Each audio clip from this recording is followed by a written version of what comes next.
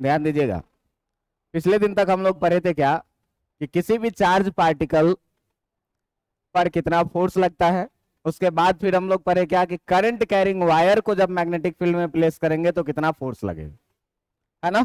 हम लोग अभी तक क्या पढ़ चुके हैं, हम लोग अभी तक पढ़ चुके हैं क्या कि force on a current carrying wire, force on a current carrying wire in a magnetic field, in a magnetic field कितना होता है।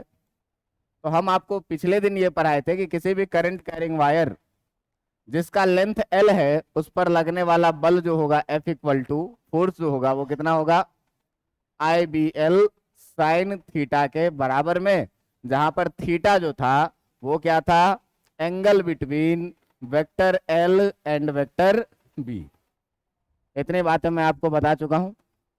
आप पहले से एक चीज और जानते हैं क्या कि मैग्नेटिक फील्ड, अगर बात करें किस चीज का, मैग्नेटिक फील्ड का, magnetic field due to infinite wire, कि अगर कोई सा इनफाइनाइट वायर है और उससे करंट बह रहा है, तो आपको बोला था क्या कि अगर कोई इनफाइनाइट वायर है और इससे करंट बह रहा है आई, ये इधर इनफाइनाइट तक, इधर भी कहा इनफाइनाइट तक, तो इससे आर डिस्टेंस पर किसी पॉइंट पी पर जो हम लोग मैग्नेटिक फील्ड लिखते हैं, ये आपको निकालना सिखाया है। और ये मैग्नेटिक फील्ड कितना आता था, B equal to mu naught by 4 pi 2I upon कितना आर के बराबर में। और इस मैग्नेटिक फील्ड का डायरेक्शन जो हम लोग निकालते थे, इसका डायरेक्शन जो हम लोग निकालते थे, direction can be given by किस चीज से, तो राइट हैंड थंब रूल से। किस चीज से डायरेक्शन देते थे,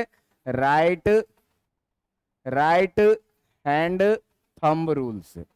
किस चीज से, राइट हैंड थंब रूल से हम लोग इसका डायरेक्शन देते थे। कैसे भाई, कि राइट हैंड के थंब को रखिए करंट के डायरेक्शन में और तार को पकड़िए, मुट्ठी का 4 उंगली जिधर जाएगा अंदर जाएगा तो अंदर, और अगर बाहर आएगा तो बाहर मैग्नेटिक फील्ड होगा।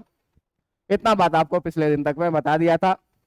इन बातों के साथ आज हम एक नए टॉपिक की तरफ बढ़ते हैं, जिस टॉपिक का नाम है क्या, जिस टॉपिक का नाम है कि फोर्स, ऐसे लिखना, magnetic force between, magnetic force between, magnetic force between between two current carrying infinite wire. दो वायर हैं जो करंट कैरिंग कर रहे हैं और दोनों वायर का जो लेंथ है वो कितना है, इनफाइनाइट है। हमको निकालना क्या है, magnetic force between two current carrying infinite wire. जरा सा ध्यान दीजिएगा कि दो इनफाइनाइट वायर कह रहा है अपने पास, तो कहा गया ये कि अगर हम दो वायर लेते हैं, मान लो कि एक वायर हम ले ऐसा और इसमें करंट ऐसे बहे, और एक वायर लेते हैं ऐसा जिसमें करंट इसी डायरेक्शन में बहे, ये I1 और I2। ये दो करंट कैरिंग वायर है, दोनों अपना अपना मैग्नेटिक फील्ड बनाएगा और इस मैग्नेटिक फील्ड के कारण या तो ये एक दूसरे को अट्रैक्ट करेंगे या एक दूसरे को क्या करेंगे, रिपेल करेंगे। तो अगर करंट का डायरेक्शन सेम हुआ तो ये देखा गया कि ये दोनों करंट कैरिंग वायर जो है एक दूसरे को क्या कर रहा है, अपने तरफ अट्रैक्ट कर रहा है। लेकिन जब इसी में करंट के डायरेक्शन को बदल दिया गया, अपोजिट डायरेक्शन में करंट बह रहा है, एक से ऊपर की तरफ I1, नीचे की तरफ I2, तो ये ऑब्जर्व किया गया क्या कि ये दोनों एक दूसरे को रिपेल कर रहे हैं, ठीक ना।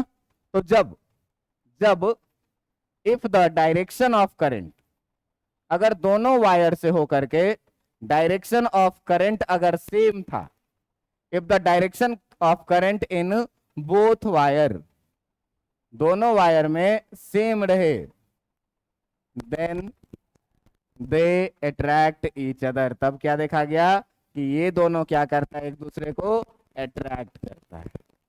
बात समझ में आ रहा है, क्या करता है, ये दोनों एक दूसरे को अट्रैक्ट करता है। और यहां पर क्या देखा गया कि if the direction of current is inverse बोले, ठीक ना, या अपोजिट बोले, if the direction of current in both wire, in both wire, अगर दोनों वायर में डायरेक्शन ऑफ करंट क्या रहे, इज अपोजिट, कैसा रहे, दोनों में अगर डायरेक्शन ऑफ करंट अपोजिट रहे, तब ये देखा गया क्या, then they repel each other, तब ये क्या कर रहा था, दोनों एक दूसरे को रिपेल कर रहा था। और जब भाई अट्रैक्ट करेगा और जब रिपेल करेगा, तो इस दोनों ही केसेस में किसी ना किसी फोर्स से अट्रैक्ट करेगा और किसी ना किसी फोर्स से रिपेल करेगा। यही फोर्स ऑफ अट्रैक्शन कितने का होगा, जो हमको निकालना है, किसके कारण, इनफाइनाइट वायर के कारण। इनफाइनाइट वायर का मतलब क्या, लेंथ कितना हो जाएगा, इनफाइनाइट। तो अब देखो कि अगर लेंथ इनफाइनाइट हो जाए तो अपन पढ़े क्या, F इक्वल टू होता है क्या, IBL साइन थीटा। क्या होता है, IBL। अगर इसमें लेंथ को इनफाइनाइट हम लोग कर देंगे तो फोर्स भी कितना हो जाएगा, इनफाइनाइट हो जाएगा।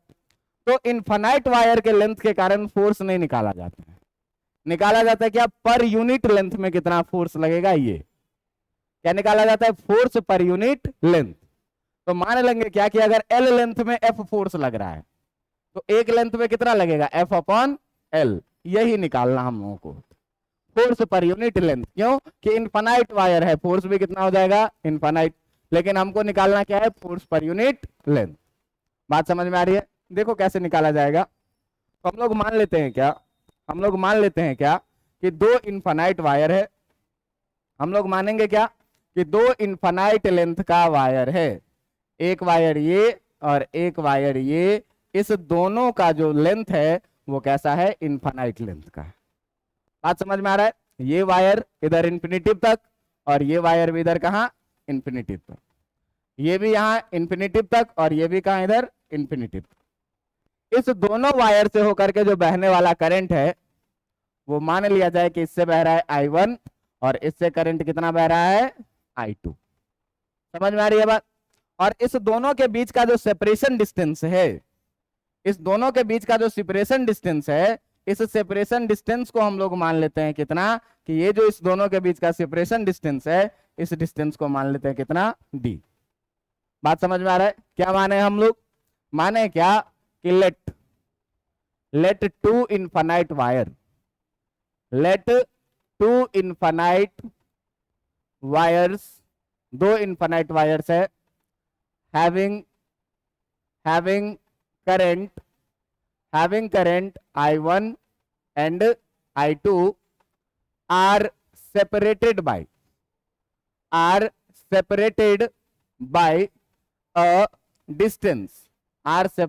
a distance, small d। ये दोनों क्या है, एक डिस्टेंस d से सेपरेटेड है। बात समझ में आ रही है, इतनी बातें तो समझ में आ रही होगी कि दो करंट कैरिंग वायर है इनफाइनाइट लेंथ का, एक से करंट I1 बह रहा है, एक से करंट I2 बह रहा है, और इस दोनों के बीच में कितना है मैग्नेटिक, कितना है ये डिस्टेंस D। एक बात बताओ कि ये पहले वायर पे दूसरे वायर का मैग्नेटिक फील्ड फोर्स लगाएगा कि नहीं लगाएगा, और इस दूसरे वायर पे पहले वायर का मैग्नेटिक फील्ड फोर्स लगाएगा कि नहीं लगाएगा। तो यहां पर ध्यान दीजिएगा कि ये जो पहला वाला वायर है, ये जो पहला वाला वायर है, ये वाला वायर, ये यहां पर एक मैग्नेटिक फील्ड बनाएगा।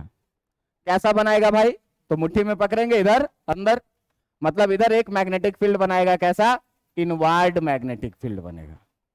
कैसा मैग्नेटिक फील्ड बनेगा, इनवर्ड मैग्नेटिक फील्ड बनेगा। और इस इनवर्ड मैग्नेटिक फील्ड का जो नाम हम लोग रख ले रहे हैं, ये नाम कितना रख रहे हैं, B1, magnetic field due to B1, ठीक ना। तो हम लोग जब बात करेंगे किस चीज का, ध्यान देना कि magnetic field due to wire 1, due to wire 1 at wire 2, कि वायर 1 के कारण 2 के पास में जो मैग्नेटिक फील्ड होगा, ये मैग्नेटिक फील्ड को हम लोग क्या बोलते हैं, B1 बोलते हैं। और B1 इक्वल टू कितना लिखेंगे, mu naught upon 4 pi 2I, तो करंट कितना बह रहा है, 2I1। इसके कारण ना मैग्नेटिक फील्ड निकाल रहे हैं, तो इससे करंट कितना बह रहा है और कितना डिस्टेंस पर है, तो 2I अपॉन R लिखते हैं, तो कितना लिखेंगे, ये हो जाएगा पहला मैग्नेटिक फील्ड। अच्छा, ये बताओ कि ये वाला वायर भी तो यहां पर मैग्नेटिक फील्ड बनाएगा, तो बनाएगा कैसा भाई? इधर से पकड़ो, इधर से अंदर गया, इधर से किधर आएगा? बाहर आएगा। मतलब ये वाला वायर भी इधर कहीं मैग्नेटिक फील्ड बनाएगा, और ये मैग्नेटिक फील्ड कैसा बनेगा? डॉट मैग्नेटिक फील्ड बनेगा। और इस डॉट मैग्नेटिक फील्ड का नाम हम लोग क्या रख लेते हैं? इस डॉट मैग्नेटिक फील्ड का नाम रख लेते हैं हम लोग B2, ठीक ना? तो मैग्नेटिक फील्ड, अगर हम लोग बात करें किस चीज का? मैग्नेटिक फील्ड का। Magnetic field, magnetic field at I2 या at wire 2, at wire 2 due to wire 1, due to wire 1 कि पहले वाले, अच्छा उल्टा लिख रहे हैं कि वायर 1 पे ड्यू टू वायर 2 जो है, सो मैग्नेटिक फील्ड कितना होगा भाई? इसका नाम रखते हैं क्या? B2, और इसको कितना लिखेंगे? μ0/4 दूसरे वायर के कारण कितना लिखेंगे? 2I2 अपॉन कितना डिस्टेंस? इतनी बातें समझ में आ रही है कि नहीं? इतनी बातें समझ में आ रही है आपको? अब देखिए कि हम लोग इसके किसी L लेंथ के लिए कंसीडर कर रहे हैं। L लेंथ के लिए हम लोग क्या कंसीडर कर रहे हैं कि इस पे कितना फोर्स लग रहा है। मान लेते हैं क्या कि यहां से लेकर के यहां तक का जो लेंथ है वो लेंथ है कितना? L। क्योंकि इनफाइनाइट लेंथ ले लेंगे फोर्स डिफाइंड नहीं होगा, इनफाइनाइट फोर्स हो जाएगा, इनफाइनाइट फोर्स को कैलकुलेट नहीं कर सकते। इसीलिए हम क्या करेंगे? किसी पार्टिकुलर लेंथ के लिए बात करें, ठीक ना? तो हम लोग अगर बात करेंगे क्या, हम लोग बात करेंगे क्या कि for a particular length L, for a particular length L, किसी L लेंथ के लिए अगर हम लोग बात करें तो देखिए कि यहां पर जो है तो दोनों वायर एक दूसरे पर फोर्स लगाएगा, मैग्नेटिक फोर्स। ध्यान देना है किधर के तरफ लगेगा फोर्स, तो फोर्स का डायरेक्शन निकालने के लिए राइट हैंड पाल्म रूल। तो ये वाला वायर जो है जो इस पर फोर्स लगाएगा, ये कैसा लगाएगा ये देखना है। तो क्या बोला है? 4 उंगली को रखो मैग्नेटिक फील्ड के, अंगूठा को रखो करंट के डायरेक्शन में, तो जो पाल्म बताएगा वो क्या बताएगा? फोर्स का डायरेक्शन। मैग्नेटिक फील्ड किधर है? अंदर, 4 उंगली गया अंदर, करंट के डायरेक्शन में अंगूठा है, फोर्स किधर लगेगा? इस डायरेक्शन में। मतलब इस फोर्स को जो है, ये जो फोर्स लगने वाला है इस पर, ये फोर्स जो लगने वाला है, ये फोर्स लगने वाला है किधर के तरफ? इधर के तरफ। और इस फोर्स का नाम मैं रख ले रहा हूं क्या कि फोर्स ऑन 2 ड्यू टू 1। बात समझ में आया? तुम्हारा मन 1-2 भी रख सकता है, कोई दिक्कत नहीं। हम रखें फोर्स ऑन 2 ड्यू टू 1 को F21। अच्छा, इस पर भी फोर्स लगेगा, वो लगाएगा कैसा फोर्स लगाएगा? तो मैग्नेटिक फील्ड के डायरेक्शन में 4 उंगली बाहर के तरफ, करंट के डायरेक्शन में अंगूठा, फोर्स किधर लगेगा? अंदर के तरफ। मतलब इस पर जो भैया फोर्स लगने वाला है, ये फोर्स लगेगा कुछ ऐसा, और इस फोर्स का नाम हम लोग रख ले रहे हैं क्या? F12, force on 1 due to 2। बात समझ में आ रहा है? ये फोर्स F21 जो है, ये फोर्स जो F21 है आपका, ये F21 है फोर्स ऑन 2 ड्यू टू 1, और ये F12 जो है so force on 1 due to 2। बात समझ में आ रहा है? अब देखो कि हम लोग निकालने वाले हैं इस फोर्स को, तो हम लोग मान लेते हैं क्या? Let F21 is force on wire 2 due to wire 1, कि वायर 1 के कारण वायर 2 पे जो लगने वाला फोर्स है, ये फोर्स है कितना? F21। अब देखो कि अगर F21 हमको लिखना है तो लिखते हैं क्या? IBL sine theta. तो I कौन सा ले? I1 ले कि I2 ले? तो देखो मैग्नेटिक फील्ड में कौन सा है? F21 का बात कर रहे हैं, इस वाले फोर्स का। तो इस वायर से कितना करंट बह रहा है? I2। ये जिस मैग्नेटिक फील्ड में है वो है कितना? B1। तो I2 B1 L sine theta लिखेंगे। कितना लिखेंगे? I2 B1 L sine theta. अब ध्यान से देखना कि थीटा के जगह पर क्या, तो थीटा क्या होता है भाई? वेक्टर L और वेक्टर B के बीच का एंगल। वेक्टर B गया किधर? वेक्टर L आया किधर? दोनों के बीच का एंगल कितना? बात समझ में आ रहा है? वेक्टर B गया अंदर, वेक्टर L आया कहां? दोनों के बीच का एंगल कितना? थीटा का वैल्यू कितना लेना है? 90 डिग्री। तो जब यहां थीटा का वैल्यू 90 डिग्री रखोगे तो F21 इक्वल टू कितना आ जाएगा I2। ध्यान देखना कि B1 का वैल्यू देखो कि B1 का वैल्यू हम लोग निकाले mu naught by 4 pi 2 I1 by कितना, mu naught by 4 pi 2 I1 by D.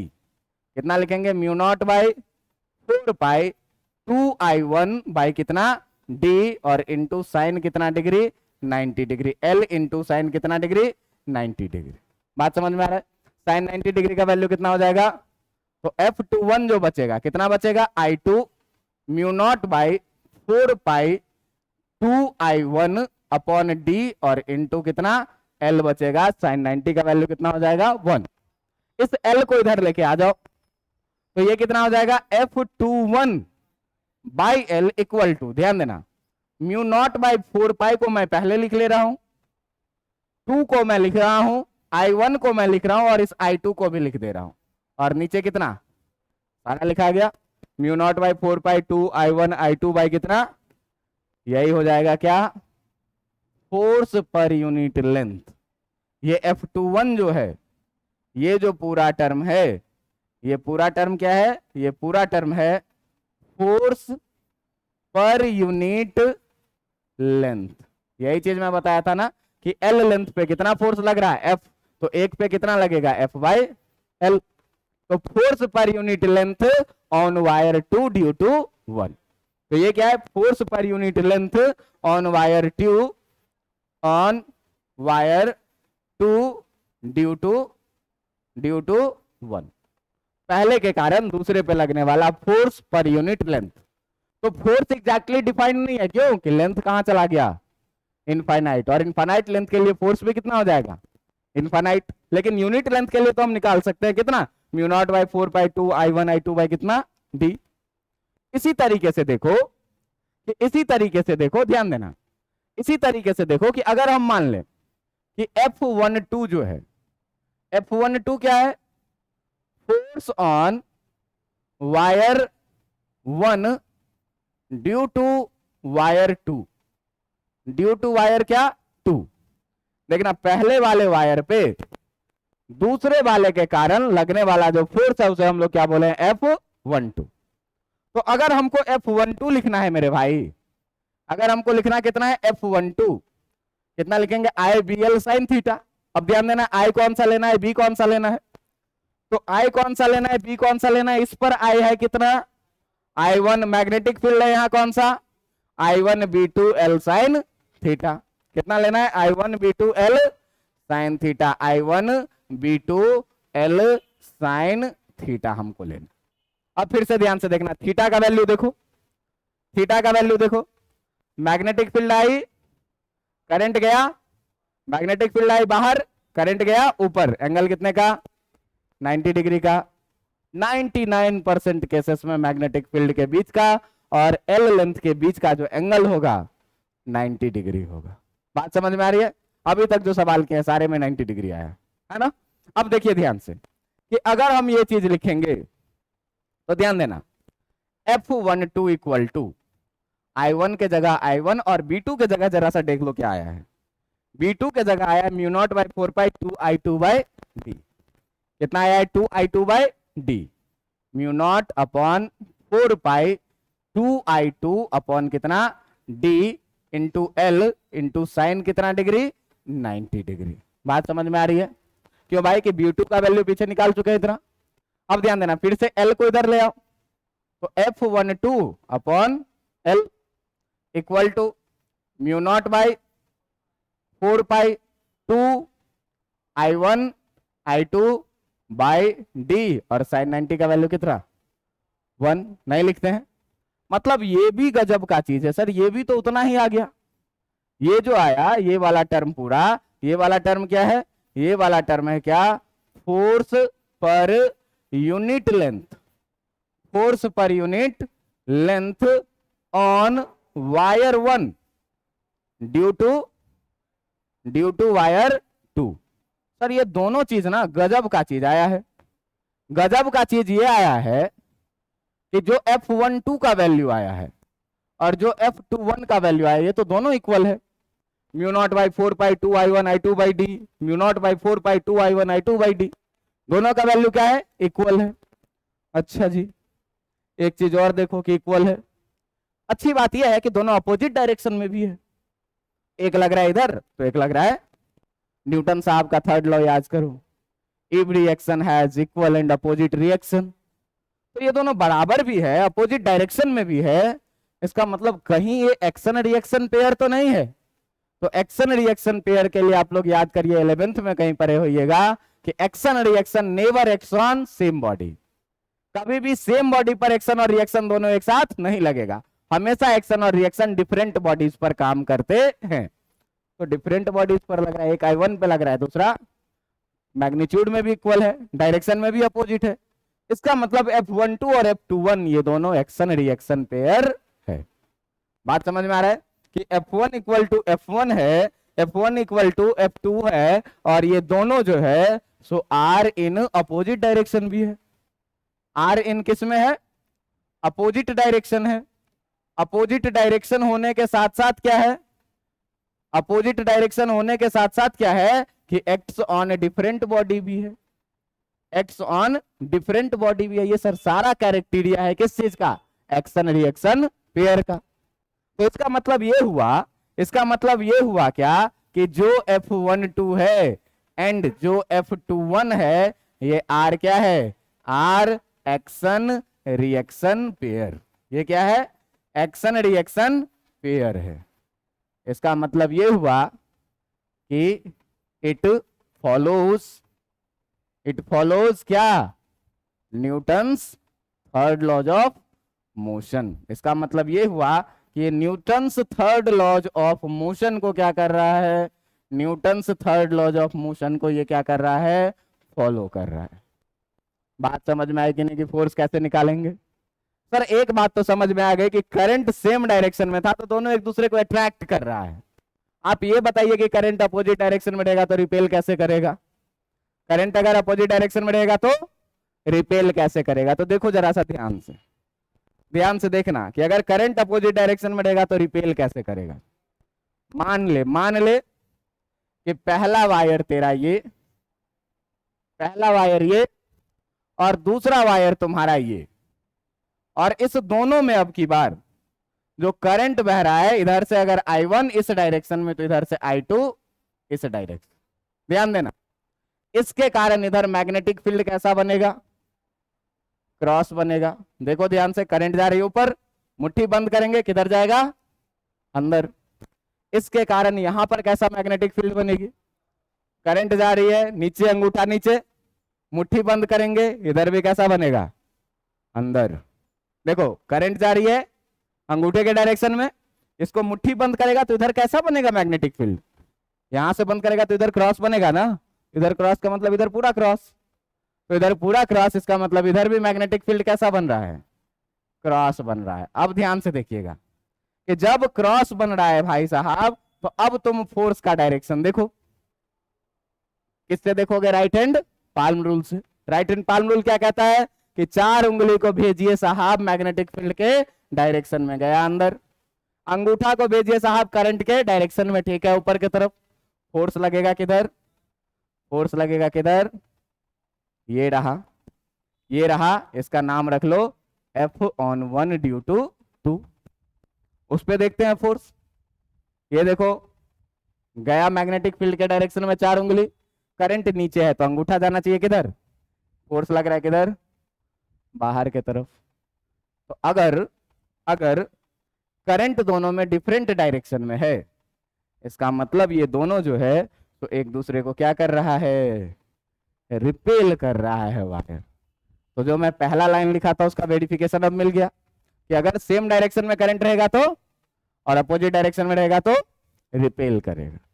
देखो अभी तक निकल के हमारे पास क्या आया है कि F21 कहो चाहे F12 कहो, ये दोनों निकल के आया है कितना? μ0/4π2I1I2 कितना? D। ये भी कितना निकल के आया? μ0/4π2I1I2 कितना? D। हम एक ही बार में याद रखें कि अगर दोनों मैग्नेटिक फील्ड का वायर है और दोनों के बीच में जो फोर्स ऑफ अट्रैक्शन या रिपल्सन होगा वो कितना होगा? F = μ0/4π2I1I2 कितना? D। दोनों से कितना करंट बह रहा है ये पता रहेगा, I1 I2, दोनों के बीच का डिस्टेंस कितने का है ये पता रहेगा, और म्यू नॉट बाई 4 पाई का वैल्यू हमको पता है। देखिए यहीं से एक डेफिनेशन निकल के आता है क्या, कि define 1 ampere of current in the terms of magnetic force. आपको क्या कहेगा कि 1 एम्पियर करंट को डिफाइन करिए। तो हम लोग पहले भी 1 एम्पियर करंट को डिफाइन कर चुके हैं। कैसे डिफाइन कर चुके हैं, तो I equal to Q by T से, है ना। यदि Q का वैल्यू 1 कूलम रखते थे और टाइम कितना रखते थे, 1 सेकेंड रखते थे, तो हम लोग क्या कहते थे कि यदि किसी कंडक्टर से होकर के, किसी क्रॉस सेक्शनल एरिया से होकर के 1 सेकेंड में 1 कूलम का चार्ज फ्लो कर जाए तो करंट कितना कहलाता है, 1/1 1 एम्पियर कहलाता है। देखो 1 कूलम का चार्ज बहुत बड़ा चार्ज है, मतलब 1 एम्पियर का करंट भी क्या है, बहुत बड़ा करंट है, कोई छोटा करंट नहीं है। अपने घर में जो करंट आती है वो करंट हार्डली बहुत ज्यादा जाएगा तो कितना, 25 से 30 एम्पियर। जो हम लोग नॉर्मल यूज करते हैं 4 एम्पियर 5 एम्पियर का करंट होता है जो पंखा बल्ब चलाता है वो। लेकिन इस 1 एम्पियर के करंट को छोटा आंकना नहीं है, ये एक बहुत बड़ी करंट की वैल्यू है। तो आपसे कहेगा क्या कि डिफाइन करिए किस चीज को, आप डिफाइन करिए किस चीज को, इलेक्ट्रिक करंट को in the terms of magnetic force. तो ध्यान देना कि यदि मान लो क्या, यदि मान लो कि अपने पास 2 वायर दिए हुए हैं, दोनों वायर इनफाइनाइट लेंथ का है, दोनों वायर क्या है, इनफाइनाइट लेंथ का है। हम ये मान ले क्या कि इससे भी करंट बह रही है 1 एम्पियर की, और इससे भी करंट कितने की बह रही है, 1 एम्पियर की, और इस दोनों के बीच की जो सेपरेशन डिस्टेंस है वो है कितने की, 1 मीटर की। बात समझ में आ रही है। तो अगर हम फोर्स लिखेंगे इस दोनों के बीच का F इक्वल टू कितना लिखोगे, mu naught by 4 pi 2I1 I2 by कितना D, ये लिखोगे।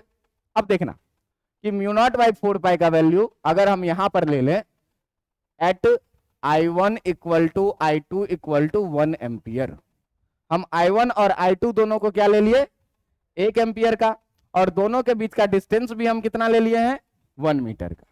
तो अगर फोर्स लिखोगे तो इसको कितना लिखते हो, 10 का पावर म्यू नॉट बाई 4 पाई 10 का पावर -7 इंटू 2 इंटू I1 1 और I2 भी कितना, और बीच का डिस्टेंस D भी कितना 1, ये आ जाएगा कितना 2 into 10 to the power -7 newton. बात समझ में आ रही है। तो हम कहें ये कि अगर I1 I2 1 एम्पियर है तो फोर्स लग रहा है कितने का, 2 into 10 to the power -7 newton का। तो अगर फोर्स लग रहा है 2 into 10 to the power -7 newton का, इसका मतलब करंट कितने का होगा, 1 एम्पियर का। इसका रिवर्स सोचना है। तो आपको कहेगा क्या कि डिफाइन करिए किस चीज को, define 1 ampere current, 1 ampere current in the terms of क्या, मैग्नेटिक फोर्स। मैग्नेटिक फोर्स के टर्म में आप बताइए कि 1 एम्पियर करंट कितने का होगा। तो भाई साहब सीधे सीधे हम लोग लिखेंगे क्या, हम लोग सीधे सीधे लिखेंगे क्या कि if 2 infinite wires are separated by a distance of 1 metre and experiences a force of attraction 2 into 10 to the power -7 Newton, then the current through the wire is said to be 1 ampere। बात समझ में आ रहा है। क्या कहेंगे कि यदि 2 wire एक दूसरे से 1 मीटर के दूरी पर रखा हुआ है और दोनों के बीच का फोर्स यदि इतना है, इसका मतलब करंट कितना है। बात समझ में आ रहा है कि नहीं, बात समझ में आ रहा है कि नहीं। क्या कहेंगे, कहेंगे क्या कि इफ 2 infinite wires, ऐसे लिखिए, if 2 infinite wires are placed at a distance of 1 meter and the magnetic force per unit length, magnetic force per unit length between them is 2 into 10 to the power -7 Newton, then the current through wire is said to be, then the current through wire is said to be कितना, is said to be 1 ampere. यदि दो wire एक दूसरे से 1 metre के distance पर हो और दोनों के बीच का जो मैग्नेटिक फोर्स है वो कितना हो, 2 इंटू 10⁻⁻⁷ न्यूटन, तो हम लोग क्या कहेंगे कि इससे करंट कितने की बह रही है। बात समझ में आ रही है कि नहीं आ रही है? ध्यान देना, 1 एम्पियर का करंट है, 1 मीटर का डिस्टेंस है, 4 कितना लग रहा है, 10⁻⁷ न्यूटन। अब तुम कहोगे कि सर पोल पे इतना सारा तार लटका हुआ है, दोनों से होकर के करंट भी बह रही है, दोनों एक दूसरे पर फोर्स भी लगाएगा, तो एक दूसरे को सर चिपका क्यों नहीं लेता है अपने से? पूछोगे कि नहीं पूछोगे? एक दूसरे से चिपका क्यों नहीं लेता है? तो तुम देखो ये फोर्स जो है कितना है, 10⁻⁷ के ऑर्डर का बहुत छोटा फोर्स है। और अगर इस तार को हम टेबल पे रख दिए तो भैया इसमें फ्रिक्शन फोर्स लग रहा है कि नहीं? इसको यहां से खिसकाने के लिए इस फ्रिक्शन के बैरियर को तोड़ना पड़ेगा, इसको तोड़ने के लिए इससे ज्यादा फोर्स चाहिए, इसीलिए हिलेगा नहीं। पोल पर अगर तार टंगा हुआ है तो तार टंगा हुआ है तो इसके बीच में टेंशन काम कर रहा है कि नहीं कर रहा है? वो टेंशन फोर्स बड़ा फोर्स है with respect to this small magnetic force. ये इतने छोटे से मैग्नेटिक फोर्स से कुछ बिगड़ता ही नहीं है, इसीलिए दो तार कभी एक दूसरे से अट्रैक्ट नहीं करता। लेकिन फिर भी सेफ्टी के लिए ध्यान देना कि अगर करंट बढ़ाएंगे तो फोर्स क्या होगा, बढ़ेगा। तो तुम देखोगे कि अपने पोल पे जो गली मोहल्ले में जो पोल लगी होती है उसका दो तार के बीच में प्रॉपर डिस्टेंस सेपरेट किया जाता है, क्यों? कहीं चिपक ना जाए। तुम देखोगे कि अगर और पोटेंशियल वाला हो जिससे और अधिक करंट आता हो, 11,000 वाला, और ज्यादा डिस्टेंस सेपरेटेड होता है ना। तुम देखोगे कि अगर और ज्यादा पोटेंशियल वाला हो, 33,000 केवी वाला जो टावर वाला पोल होता है, उसके वायर्स और बहुत ज्यादा दूर पर सेपरेटेड होते हैं। कारण क्या? कारण एक ही कि कहीं मैग्नेटिक फोर्स के कारण दोनों एक दूसरे से चिपके नहीं, इसीलिए प्रॉपर डिस्टेंस को सेपरेट किया जाता है। बातें समझ में आ रही है कि नहीं आ रही है?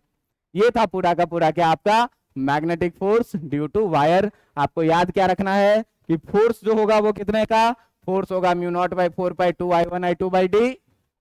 डायरेक्शन क्या? तो अगर सेम डायरेक्शन रहा करंट का तो अट्रैक्ट करेगा, अगर अपोजिट डायरेक्शन रहा तो क्या करेगा? बात समझ में आ रही है? देखो इस पे क्वेश्चन कैसे पूछा जाएगा, तुमसे क्वेश्चन पूछा जाएगा, क्या कहेगा, क्या क्वेश्चन में कहेगा क्या कि 3 वायर है तुम्हारे पास, एक वायर ए, एक वायर ये बी और एक वायर ये सी। कहेगा कि दोनों के बीच का डिस्टेंस 1 मीटर, यहां भी 1 मीटर, यहां भी। बात समझ में आ रहा है? आपसे कहेगा कि इससे करंट ऐसे बहा 2 एम्पियर का, इससे करंट ऐसे बहा 3 एम्पियर का, और इससे करंट ऐसे बहा 1 एम्पियर का।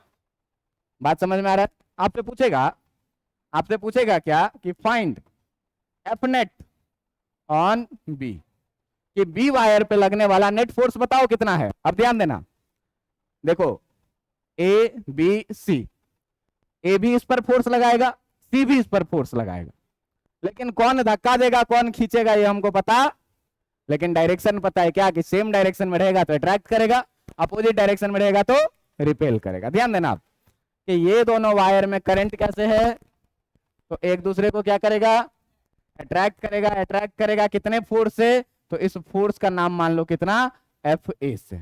अट्रैक्ट करेगा तो अपने तरफ खींचेगा। अब देखना कि अगर एफ ए हमको लिखना है तो कितना लिखेंगे, μ0/4π इंटू 2I1I2 बाई कितना लिखेंगे कि नहीं, कितना आ जाएगा, 10⁻⁻7 गुने 2 गुने I1, इससे होकर के कितना 2, इससे होकर के कितना 3, तो 2 गुने 3 आप बट्टा दोनों के बीच का डिस्टेंस कितना, 3 दूना 6 दूना 12 गुने 10⁻⁻7 न्यूटन। ए के कारण इस पर फोर्स निकल गया, सी भी इस पर फोर्स लगाएगा। करंट कैसे, अपोजिट डायरेक्शन में। अट्रैक्ट करेगा कि रिपेल करेगा, तो अट्रैक्ट करता तो अपने तरफ खींचता, रिपेल करेगा तो क्या करेगा, दूसरे तरफ भेजेगा एफसी। अब एफसी कितने के बराबर में, तो एफसी बराबर में कितने के, एफसी बराबर में कितने के, फिर वही μ0/4π, तो μ0/4π का मतलब 10⁻2 गुने I1 I2 3 गुने ए का बीच का डिस्टेंस कितना, ये हो गया 6 गुने 10⁻⁻7। देखो दोनों सेम डायरेक्शन में लग रहा है। तो अगर एफ नेट लिखना है, एफ नेट लिखना है तो क्या करेंगे, F A plus F C, 6 इधर और 12 इधर, दोनों को जोड़ोगे कितना हो जाएगा, 18 गुने 10⁻⁻7 न्यूटन। बात समझ में आई कि नहीं आई? कैसे करना है जो बात समझ में आई कि नहीं आई? अगर आई, अगर अपोजिट डायरेक्शन में रहता तो बड़े वाले में से छोटे वाले को सब्ट्रैक्ट कर लेते। बात समझ में आ रहा है? बड़े वाले में से क्या करते, छोटे वाले को सब्ट्रैक्ट कर लेते। तो आपके लिए मैं एक क्वेश्चन होमवर्क के लिए छोड़ता हूँ। होमवर्क के लिए छोड़ता हूँ क्या, कि वही 3 वायर है ए, बी और सी। इसमें करंट ऐसे जा रहा 5 एम्पियर, इसमें करंट ऐसे जा रहा 10 एम्पियर। इसमें करंट जो जा रहा है ये अपोजिट डायरेक्शन में जा रहा है, कितने का, 3 एम्पियर का। इस दोनों के बीच का डिस्टेंस है 5 मीटर और इस दोनों के बीच का डिस्टेंस है 10 मीटर का। इस वायर का नाम है ए, इसका नाम है बी और इसका नाम है, आपको फाइंड करना है एफ नेट ऑन बी। ठीक है, आपको फाइंड करना है दूसरा में एफ नेट ऑन सी। बात समझ में आया? और आपको तीसरा में भी फाइंड करना है क्या, एफ नेट ऑन ए। मतलब तीनों पे नेट फोर्स कितना कितना का लगेगा। तो ए पर ये दोनों लगाएगा, अट्रैक्ट करेगा, रिपेल करेगा। देख लेना, सेम डायरेक्शन में हो जोड़ना, अपोजिट डायरेक्शन में हो तो बड़े वाले में से छोटे वाले को माइनस कर देना, डायरेक्शन रखना बड़े वाले का। तीनों पे फोर्स निकल जाएगा कि नहीं निकल जाएगा? निकल जाएगा। तो इतना पढ़ के आइएगा। फिर अगले दिन हम लोग पढ़ेंगे क्या, कि जब हम लोग मैग्नेटिक फील्ड में किसी लूप को रखते हैं तो उस पर नेट फोर्स लगता है 0, लेकिन टॉर्क लगता है। जैसे मान लो ये, इसको इधर धक्का देंगे और इसको इधर खींचेंगे तो नेट फोर्स कितना हो जाएगा, 0 का हो जाएगा। अपोजिट डायरेक्शन में फोर्स लग रहा है, लेकिन ये यहां से क्या होगा, ये यहां से क्या होगा, घूमेगा। तो ये यहां से घूमेगा तो इस पर टॉर्क लगेगा। टॉर्क लगेगा, ये डाइपोल के जैसा बिहेव करने लगता है। बहुत सारी चीजें अगले दिन हम लोग पढ़ेंगे। बात समझ में आ रहा है? तो आप एक की पॉइंट और याद रखिएगा हमेशा। क्या, आप एक की पॉइंट हमेशा याद कर लीजिएगा मेरे तरफ से, क्या, कि force on a closed loop, force on a closed current carrying loop जो होता है, closed current carrying loop, current carrying loop in a magnetic field, loop in a magnetic field जो होता है, इन अ मैग्नेटिक फील्ड इज 0। कितना होता है, 0। कहोगे कैसे, कहोगे कैसे? मान ले ये रहा एक magnetic field, cross magnetic field, और इस क्रॉस मैग्नेटिक फील्ड में मैंने रखा एक लूप, ये रहा, और इस लूप से कहा आई करंट यहां से चला, ऐसे आया, ऐसे आया और ऐसे आ गया। ध्यान देना कि इस पर कितना फोर्स लगेगा, ये ध्यान देना।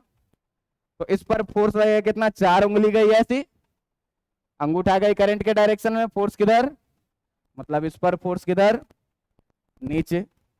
ऊपर वाले पे फोर्स किधर, देखना, गई, और ये गई करंट के डायरेक्शन में, फोर्स किधर, ऊपर। देखो तो नहीं लग रहा है कि दोनों एक दूसरे को खाएगा, खाएगा कि नहीं खाएगा? इसी तरीके से इसमें देखो, ये गई इधर, करंट आई नीचे, फोर्स किधर, और इसमें देखो ये गई इधर, करंट के ऊपर, फोर्स किधर। ये दोनों भी एक दूसरे को नहीं खाएगा, खाएगा तो नेट फोर्स कितना। तो ये पॉइंट हमेशा आपको रट लेना है, क्या, कि कोई करंट कैरिंग लूप रहे, क्लोज्ड लूप रहे और मैग्नेटिक फील्ड में रहे, तो इस पर नेट फोर्स कितना लगेगा, 0 लगेगा। और टॉर्क की बात होगी तो हम लोग अगले दिन इसके टॉर्क के बारे में बात करेंगे, और इस सप्ताह में हम कोशिश करेंगे कि इस चैप्टर को कंप्लीट कर लें। बात समझ में आ रही है? 3-4 लेक्चर ही और बचा हुआ है। बहुत ब्रॉड है, कॉन्सेप्चुअल है, अच्छा चैप्टर है। एक एक चीजें मैंने समझाई है आपको, आप रेगुलर स्टडी करिए। ठीक ना, काफी आज के लिए, चलो ठीक।